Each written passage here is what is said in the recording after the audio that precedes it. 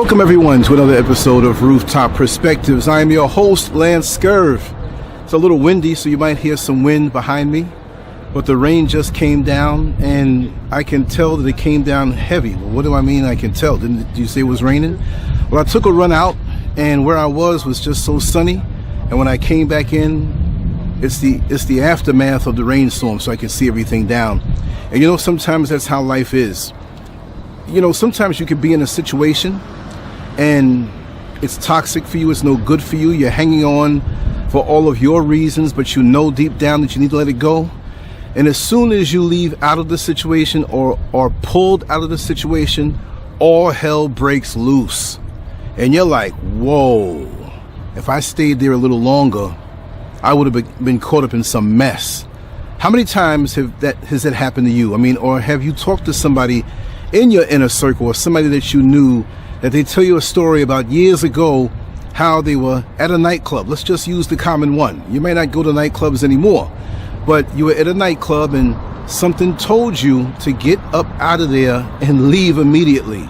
Even if you didn't hear a voice, but you felt this thing like, there's something wrong here. There's something not right here. Something's about to go down. And you made an excuse and you left, or you found yourself outside. You said, I'm just going to go to my car.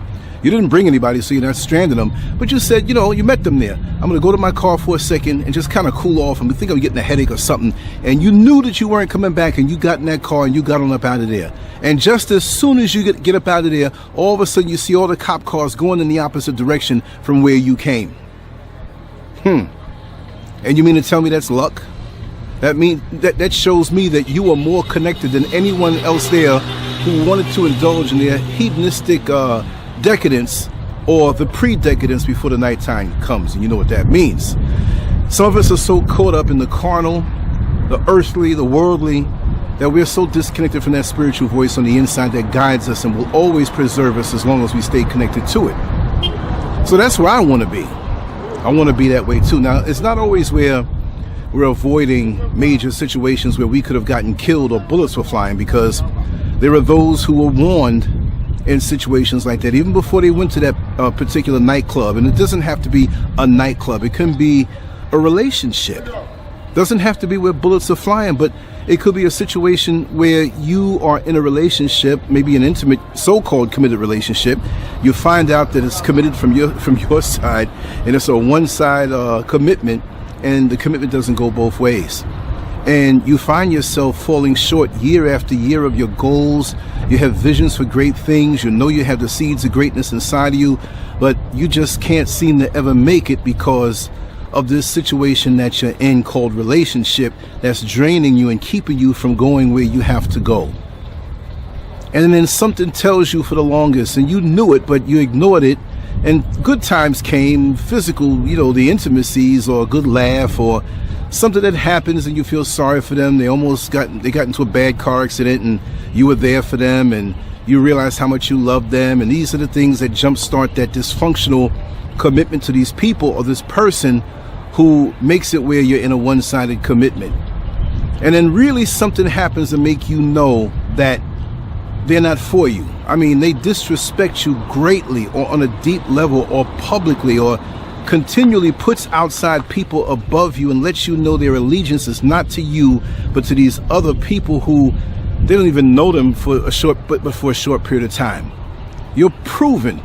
And this tells you, wait a second, if they can exalt these strangers who only want them for their finances over me, then the relationship that we have and all of the decades, all of the years that we spent together means nothing to them. What does that tell you? That you need to get up and get out of that situation, because a disaster is coming. And that disaster may not be at a club where somebody else is getting shot up or bullets are flying over their heads. That disaster is going to be you. The disaster of never fulfilling the potential that you have and the promise that you have with the seeds of greatness inside of you that will now go to waste, and you're going to have to be accountable for. Isn't that something? So we think of the disaster as something we avoided, but we can't avoid ourselves. And there are people who set us up and their dysfunctional connections to us for us to be the disaster. And guess who's holding the bag at the end of the day? Us. Sitting up somewhere 60, 70, 80, 85 years old, if we make it that far, having these regrets that we know by that time we can't turn around. How about those people that when you were in your teen years in high school, get ready to go to college, and I'm making this stuff up to just make it hit you from a different way. You were the best person who ran track in your high school, and you were promised to go on to something in college, and the colleges were beckoning to you. Now, we know how they do. They want you for your athletic prowess, and they will give you an education. But if you don't fulfill the athletic potential, they're gonna get rid of you. We know that, but still, you hung around people who weren't good for you. They kept you up late when you were supposed to get up in the morning and run. They put negative things in your head that what you're doing is not good, but they weren't doing anything good for themselves, and you blew it. You messed up.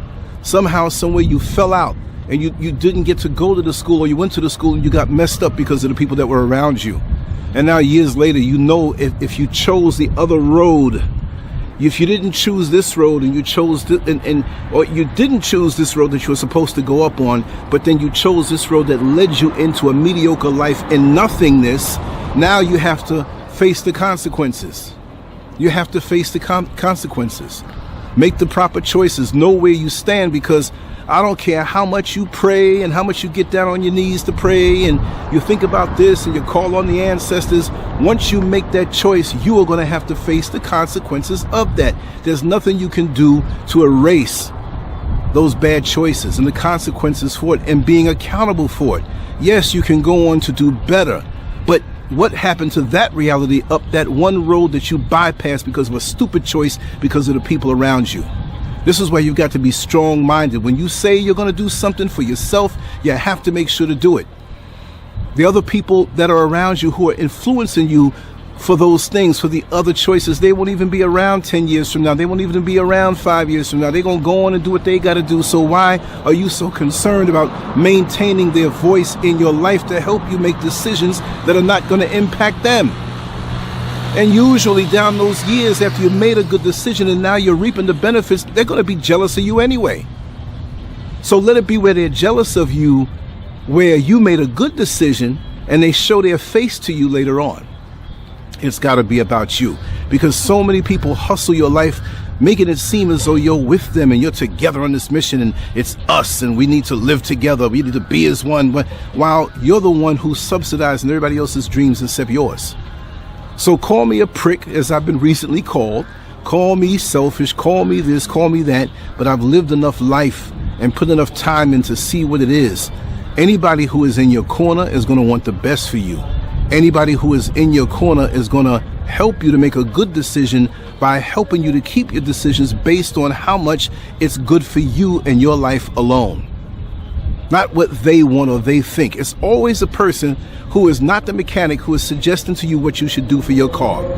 It's always a person who never touched or spent a day in the gym to touch a weight or some kind of athletic machine to get you in shape, that's always telling you what you should eat and what you should do. Why are these non-entities who have lived mediocre lives and have no area of expertise always the one to suggest to you what you should do through their limited, narrow point of view?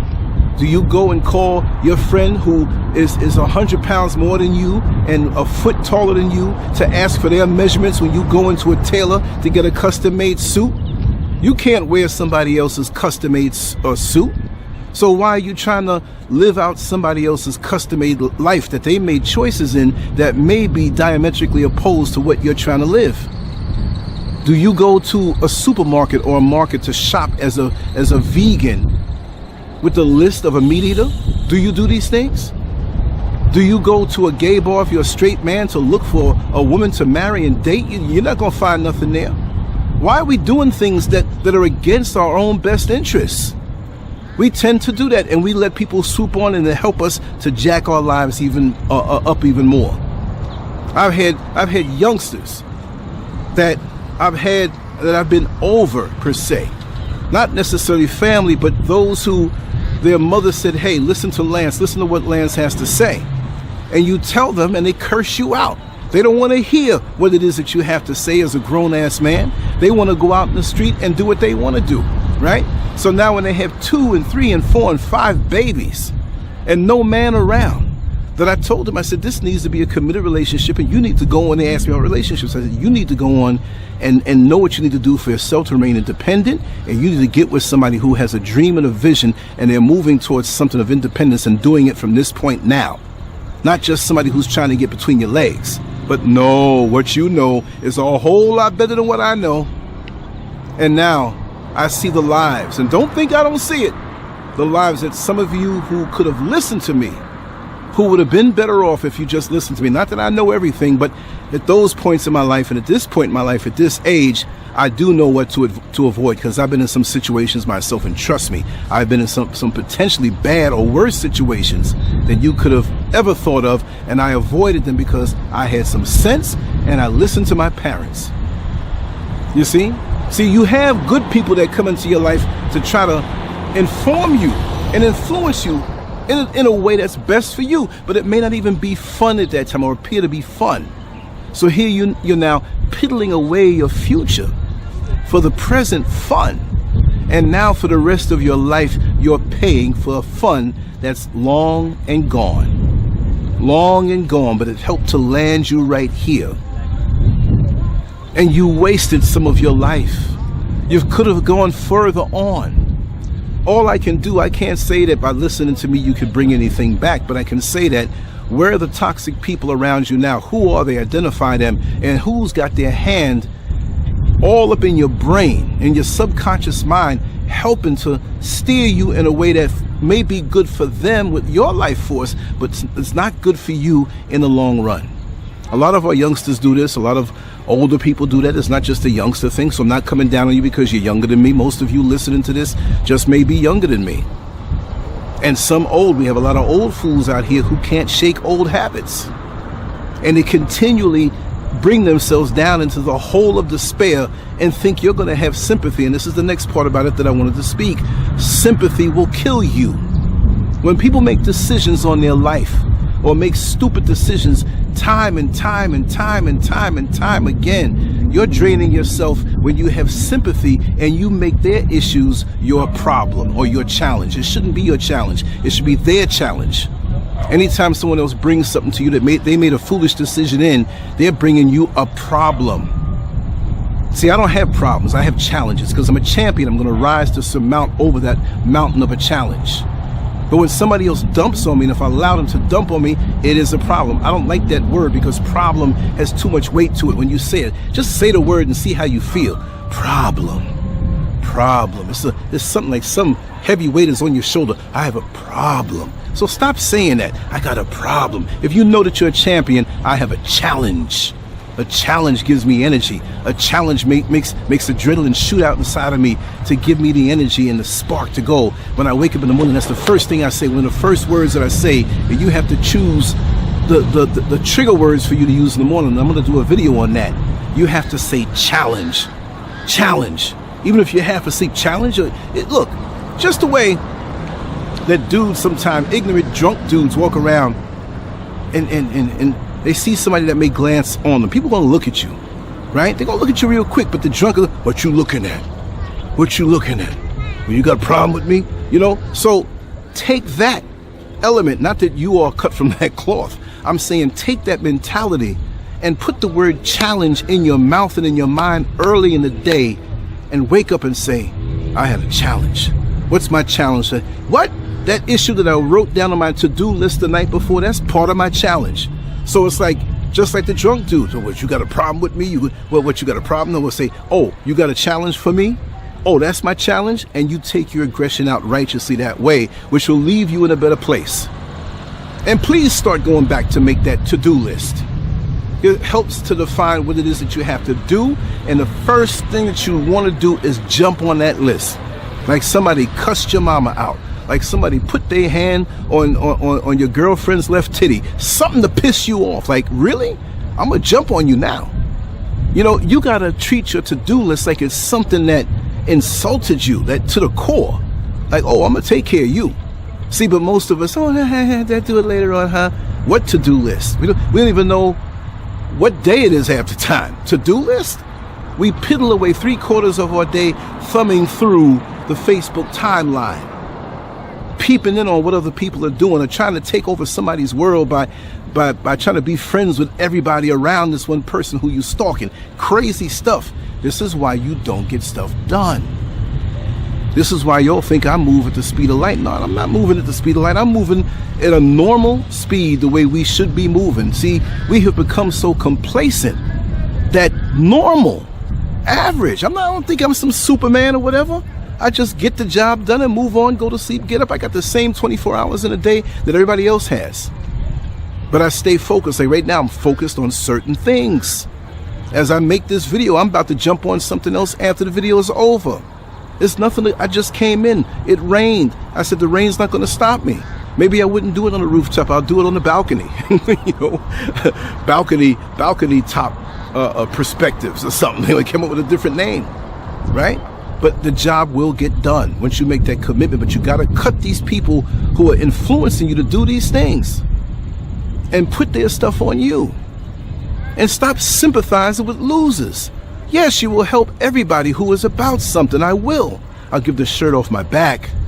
But there's always that person who knows that you're full of the sympathy and you give it away and you deflate yourself like a deflated balloon. Like, you ever see the balloon, or, you know, it get a hole in it and it deflates slow?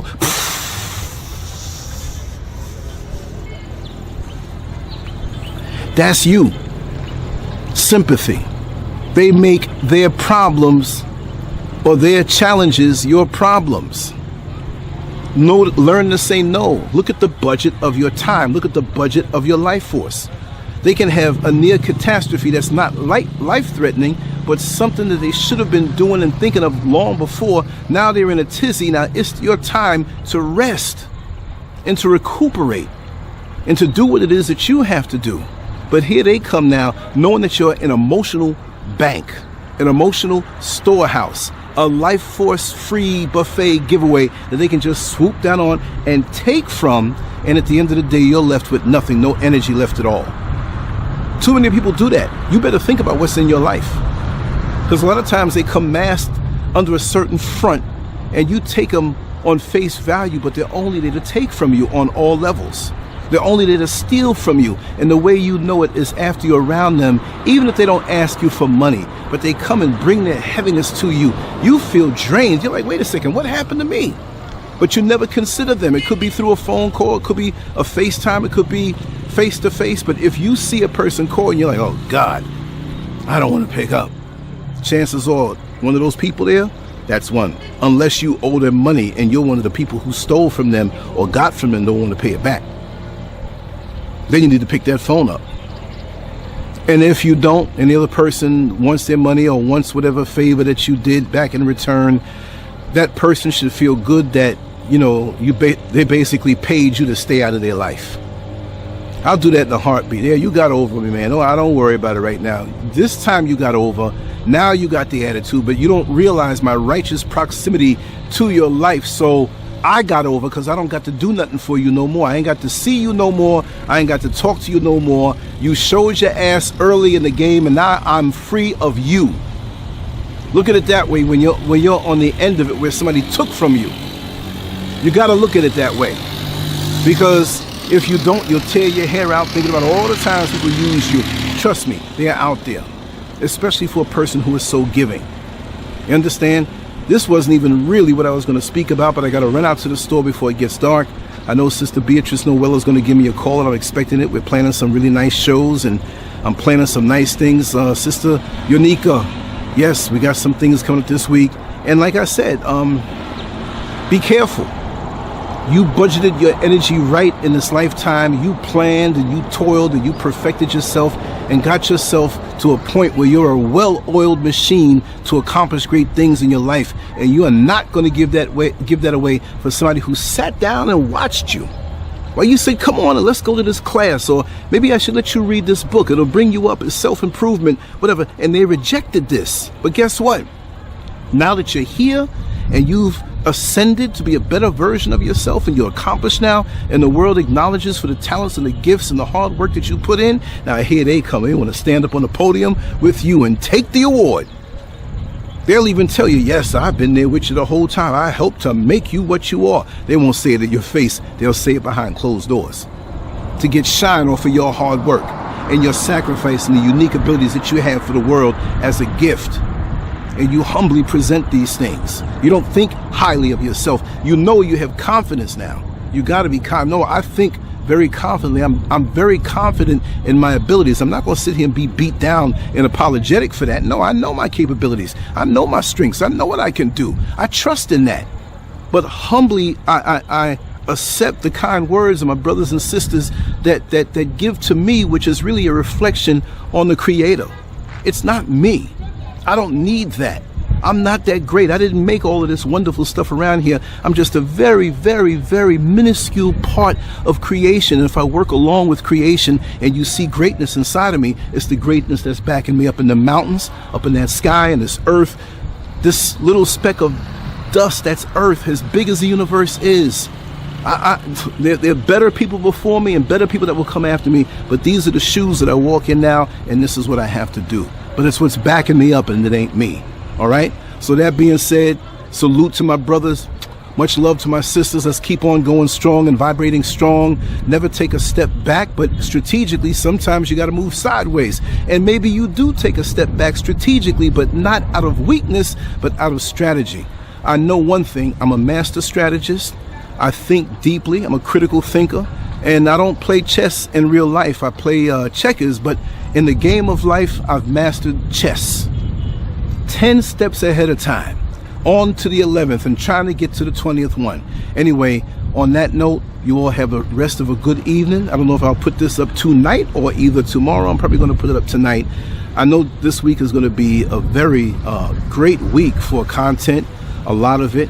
A lot of things running through my head, and just let's keep the ball rolling and stay positive and be like that skimming rock over the lake. And the kids used to say, I can get 2 skims out this rock and throw it. Another one says, I can get 3, one gets 4, and that's it. I'm trying to get 5 and 6 right now while in balance. I'm not going to pull myself out of balance. What I'm going to pull from me are those toxic entities that drain me. And you don't know how they're draining you. They're like that app on your phone that's operating, but it's operating undercover and draining your battery, and you don't know why your battery's being drained. It's like, well, you got all these apps that are still working on the back end. We have a lot of so-called apps in our life in the form of people that may not be major components. They could be somebody that you spend 20% of your time with or 5% of your time with, but you get enough of these people, it will add up. Now it's time to go now and do a check and now look at what's going on, like a business where you have to check where your losses are coming from and what you can do better to be more efficient. We need to regularly do this all the time. I don't even say it has to be daily, but at least weekly while you lay in the bed. Don't take that phone call from the gossip. Lay in the bed and think about your own life and what is it that I need to do to have a better week? What happened this past week that I didn't like, that wasn't advantageous to what it is my mission is? You see what I mean? We got to be thinking about our life, because look how time flies. We're already in the middle of February. Folks jumping around talking about, oh, my resolution. No. Every day I wake up, it ain't no resolution. It's a revolution, personally for me, to make a big change in my life. And I'm going through this life passionate, full of fire, and I'm not going to do any mediocre effort. If I do that, I might just go and lay down in the bed and rest and recuperate for another day. Anyway, much love to you all. Mwah. I will see you on the next one. Thanks for the support and the good word. We're going to keep the strength up, and all negativity in our lives will be crushed, at least for me. So get in my way and find out. LANCESCURV out. Much love to you all. Peace.